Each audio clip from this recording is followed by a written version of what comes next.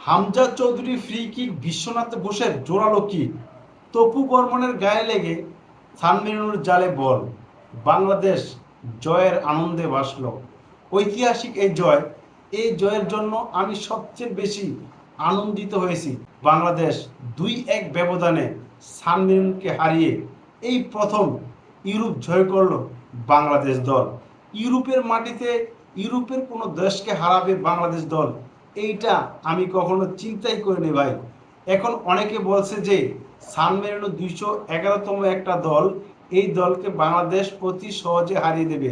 কিন্তু যারা ম্যাচ দেখছে তারাই বুঝতে পারছে যে এই ম্যাচটা কতটা কঠিন ছিল বাংলাদেশের জন্য। সহজে কিন্তু বাংলাদেশ সান মেরিনোকে হারাতে পারেনি। সান মেরিনো কিন্তু অনেক আক্রমণ করেছে, সেগুলো কিন্তু প্রতিহত করতে হয়েছে বাংলাদেশের ডিফেন্ডারকে।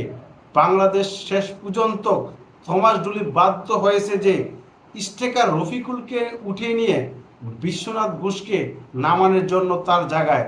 এশিয়া ভার্সেস ইউরোপের ডার্বি ম্যাচ সেটাই কিন্তু হয়েছে। এই ম্যাচের মধ্যে কি ছিল না ভাই। ম্যাচ শুরুর 19 মিনিটের পর বাংলাদেশ দল প্রথম গোলের দেখা পায়। মোস্তালিনের লম্বা শট, তপু বর্মনের হেড থেকে বাংলাদেশ দল 19 মিনিটের মাথায় প্রথম গোলের দেখা পায়। তবে 31 মিনিটের মাথায় সানমেরিনো সেই গোলটা পরিশোধ করে। প্রথম অর্ধে দুনো দল 1-1 গোলে সমতায় নিয়ে কিন্তু হাফ টাইম শেষ করে।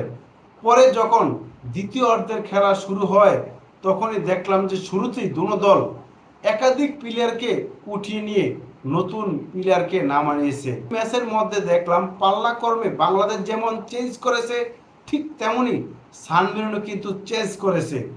সান মেরিনো চেয়েছিল যে এই ম্যাচটার মধ্যে বাংলাদেশকে হারিয়ে তারা চতুর্থ জয়ের উদযাপন করবে। বাংলাদেশ চেয়েছে যে আমরা ইউরোপের মাটিতে ইউরোপের এই দলটাকে হারিয়ে ইউরোপের অন্য দলদের সাথে খেলার জন্য আমরা প্রস্তুত আছি, তোমরা আমাদেরকে আমন্ত্রণ করো, আমরা এসে খেলবো এবং তোমাদেরকে হারাবো। সেই জন্য বাংলাদেশ কিন্তু চেয়েছে এই ম্যাচটা জয়লাভ করাতে। বাংলাদেশ কিন্তু ফাইনালি এই ম্যাচটা জয়লাভ করেছে। এই জন্য আমি অনেক আনন্দিত এবং আমি অনেক খুশি।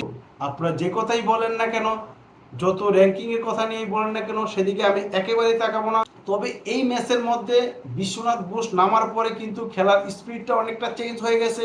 বিশ্বনাথ ঘোষ কিন্তু একটা গোল করার চান্সও পেয়েছিল, সেটা কিন্তু সে কাজে লাগাতে পারেনি।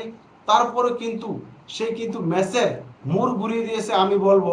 তবে সান মেরিনো কিন্তু বল দখলে আমার মনে হচ্ছে তারা অনেক এগিয়ে ছিল বাংলাদেশের প্রেক্ষাপটে। তারা কিন্তু অনেকগুলো অ্যাটাক করেছে, তাদের যে স্পিড, তাদের যে স্কেল, সত্যি ভাই তারা বাংলাদেশ দলের চেয়ে মনে হচ্ছে অনেক এগিয়ে।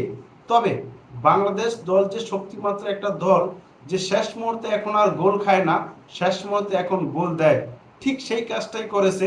86 মিনিটের মাথায় হামজা চৌধুরী ফ্রি কিক, বিশ্বনাথ ঘোষের জোরালো কিক, আর সেই কিকটা কিন্তু তপু বর্মনের গায়ে লেগে বল চলে যায় সান মেরিনোর জালে।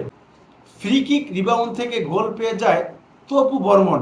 এই ম্যাচের মধ্যে যে দুইটা গোল করেছে সেই দুইটাই কিন্তু তপু বর্মনের নামের পাশে লেখা থাকবে। আর তপু বর্মনের জন্য সবচেয়ে স্পেশালি হলো যে ইউরোপের মাটিতে বাংলাদেশ 2-1 ব্যবধানে জয়লাভ করেছে, আর সেই দুই গোলের সাক্ষী সে নিজে।